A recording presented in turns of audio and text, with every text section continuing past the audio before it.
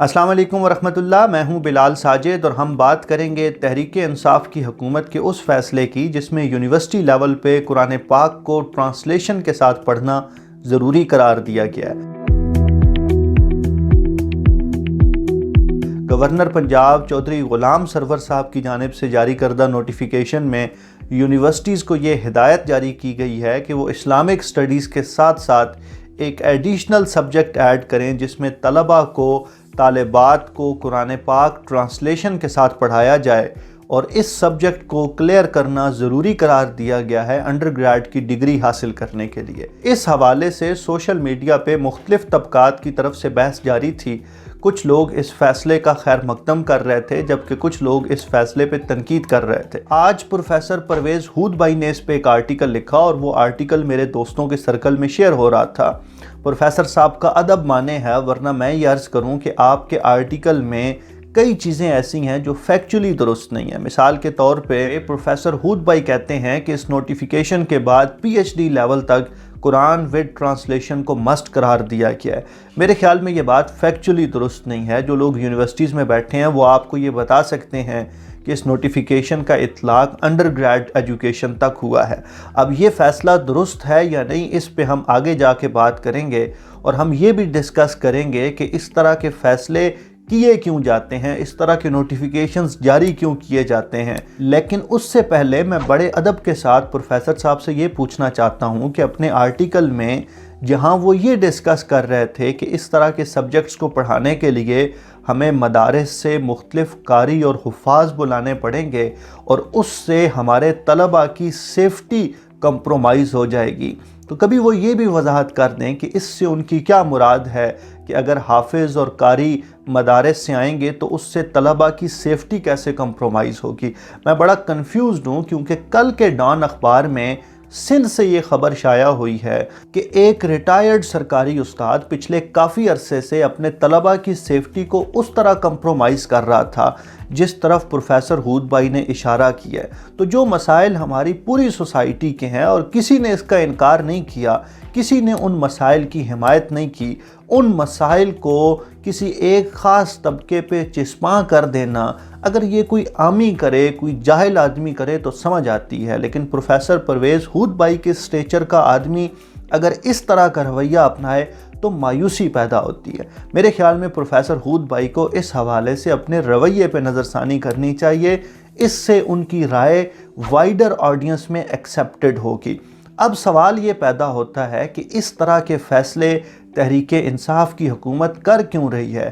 اس طرح کے نوٹیفیکیشنز جاری کیوں کیے جا رہے ہیں۔ میں یہ عرض کروں کہ اس نوٹیفیکیشن کے ساتھ ساتھ آپ کو اس نوٹیفیکیشن کو بھی دیکھنا چاہیے جو کسی خاتون ایم پی اے نے قرارداد کی صورت میں پنجاب اسمبلی میں جمع کرایا، اور جس میں ان کا موقف یہ تھا کہ داڑھی چونکہ سنت رسول ہے، اس لیے داڑھی کے مختلف قسم کے ڈیزائن بنانا قابل مذمت فعل ہے، اور یہ ایوان اس قرارداد کی صورت میں داڑھی کے مختلف ڈیزائن بنانے پہ پابندی کا مطالبہ کرتا ہے۔ اب سوال یہ پیدا ہوتا ہے کہ اس طرح کے نوٹیفیکیشنز اور اس طرح کی قراردادیں کیوں پیش کی جاتی ہیں؟ جواب یہ ہے کہ جب حکومت کے پاس دکھانے کے لیے کارکردگی نہ ہو تو جس معاشرے میں، جس سماج میں ہم زندہ ہیں، جہاں پہ مذہب کارڈ کا استعمال کرنا سب سے آسان ہو، وہاں اس طرح کے نوٹیفیکیشنز جاری کر کے ڈیبیٹ کو چینج کیا جا سکتا ہے، موضوع بحث بدلا جا سکتا ہے،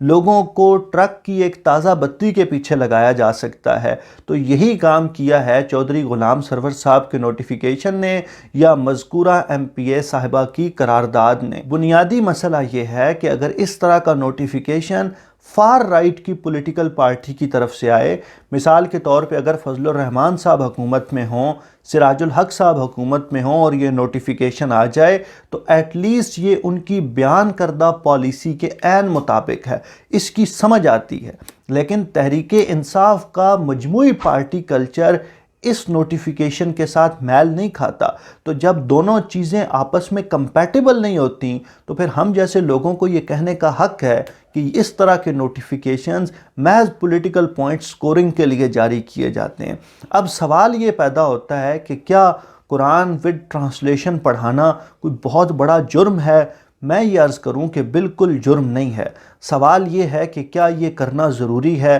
میرا جواب ہے کہ یہ بہت ضروری ہے کہ ہم اپنے بچوں کو قرآن ود ٹرانسلیشن پڑھائیں، بلکہ میں تو یہ سمجھتا ہوں کہ ہمیں اپنے بچوں کے اندر یہ کیپیبلٹی پیدا کرنی چاہیے کہ وہ خود سے قرآن کی ٹرانسلیشن کرنے کی صلاحیت رکھتے ہوں۔ ایٹ لیسٹ بیسک لیول کی صلاحیت ان کے اندر ہونی چاہیے، تاکہ جب ہم قرآن کو پڑھیں تو ہمیں پتہ ہو کہ ہمارا خدا ہم سے کیا کہہ رہا ہے۔ لیکن یہاں یہ بات بھی ذہن میں رکھنی چاہیے کہ یہ کام ایٹ لیسٹ نصاب کی حد تک ہمارے ایگزسٹنگ ایجوکیشن سسٹم میں موجود ہے۔ ہم چھٹی سے لے کے 8ویں تک عربی ایز اے لینگویج پڑھاتے ہیں، اس کی گرامر پڑھاتے ہیں، بنیادی بول چال پڑھاتے ہیں، ساتھ ہی ساتھ ہم اردو ایز اے لینگویج پڑھاتے ہیں، اسی طرح ہم انگلش بھی ایز اے لینگویج پڑھاتے ہیں۔ مسئلہ یہ ہے کہ ہمارے بچے نہ اردو اچھی بول پا رہے ہیں، نہ انگلش بول پا رہے ہیں، نہ عربی بول پا رہے ہیں۔ تو نصاب کا مسئلہ نہیں ہے، مسئلہ اس کی ایگزیکیوشن کا ہے۔ اچھا، اگر اس نصاب کی ایگزیکیوشن ٹھیک طریقے سے کر لی جائے تو جتنی عربی میں نے استاد محترم جناب حافظ داؤد صاحب سے اور جتنی اردو استاد محترم جناب فاروق صاحب سے پڑھی ہے، میرا یہ خیال ہے کہ کوئی بھی طالب علم جس نے اتنی عربی اور اتنی اردو پڑھی ہو، وہ قرآن پاک کی بنیادی ٹرانسلیشن خود کر سکتا ہے۔ مسئلہ یہ ہے کہ ہمارے طالب علم یہ نہیں کر پا رہے۔ اس کی وجہ یہ ہے کہ ایٹ اے لارجر سکیل ہمارے پاس یہ نصاب ٹھیک طریقے سے پڑھایا نہیں جا رہا، وہ استاد میسر نہیں ہیں، ہمارا فوکس نہیں ہے، ایویلویشن ٹھیک طریقے سے نہیں ہو رہی۔ اس کے بعد 9ویں اور 10ویں جماعت میں ہم قرآن پاک کی سلیکٹڈ صورتیں پڑھاتے ہیں، سورہ انفال پڑھاتے ہیں، کچھ دوسری سورہ پڑھاتے ہیں۔ اگر کسی طالب علم نے 3 سال عربی کی بنیادی گرامر، بول چال، اردو اور یہ صورتیں پڑھ لی ہوں تو میں یہ دعوے سے کہہ سکتا ہوں کہ قرآن پاک کو ٹرانسلیشن کے ساتھ پڑھنا، خود سے اس کی ٹرانسلیشن کرنا کہیں پہ مسئلہ نہیں ہے۔ مسئلہ یہ ہے کہ ہم اس نصاب کی ایگزیکیوشن ٹھیک نہیں کر رہے۔ اب جہاں اس کو درست کرنا چاہیے وہاں درست کرنے کی بجائے ہم اگلے سٹیج پہ اس کو ایڈ کرنے سے یہ سمجھتے ہیں کہ یہ مسئلہ حل ہو جائے گا۔ جواب یہ ہے کہ بالکل حل نہیں ہوگا، اور میرے پاس اس کا آرگومنٹ یہ ہے کہ ہماری تمام یونیورسٹیاں انگلش کو ایز اے لینگویج پڑھاتی ہیں، لیکن ہمارے یونیورسٹی گریجویٹس نہ اچھی انگلش لکھ سکتے ہیں نہ بول سکتے ہیں۔ میں نے GIK میں 6 credit hours English as a language, English as a communication skill پڑھی، لیکن جو انگریزی مجھے آتی ہے وہ میں نے انگریزی فلموں اور ڈراموں سے سیکھی ہے۔ بنیادی مسئلہ یہ ہے کہ ہمارے کورسز وہ ڈیلیور نہیں کر رہے جو انہیں ڈیلیور کرنا چاہیے۔ ایجوکیشن سسٹم کو اگر بہتر کرنا ہے تو میری رائے میں ہمیں آؤٹ کم بیسڈ ایجوکیشن سسٹم پہ جانا ہوگا۔ مثال کے طور پہ انگلش ایز اے لینگویج پڑھانے کی بجائے اور 6 کریڈٹ آرز اس میں ضائع کرنے کی بجائے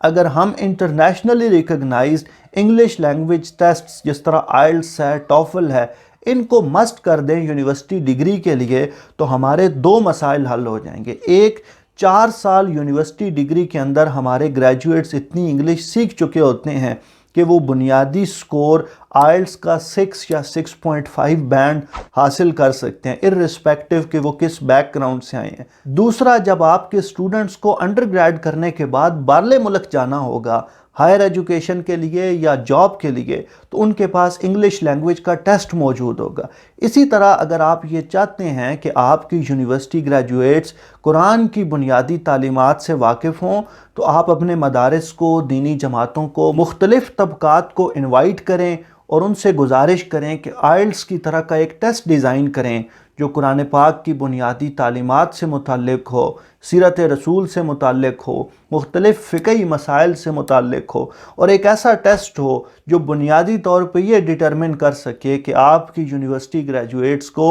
دین اسلام کی بنیادی باتوں کا پتہ ہے۔ اگر آپ حقیقتاً اس بارے میں سنجیدہ ہیں کہ آپ کے یونیورسٹی گریجویٹس دین اسلام کی بنیادی باتوں سے واقف ہوں تو اس طرح کے ڈھکوسلے کرنے کی بجائے آؤٹ کم بیسڈ لرننگ کی طرف جائیں۔ میری ذاتی رائے میں اس طرح کی ایکٹیویٹی کا کوئی مثبت نتیجہ نظر نہیں آتا۔ آپ لوگ اس حوالے سے کیا سوچتے ہیں؟ ہمیں ضرور بتائیے۔ بہت شکریہ۔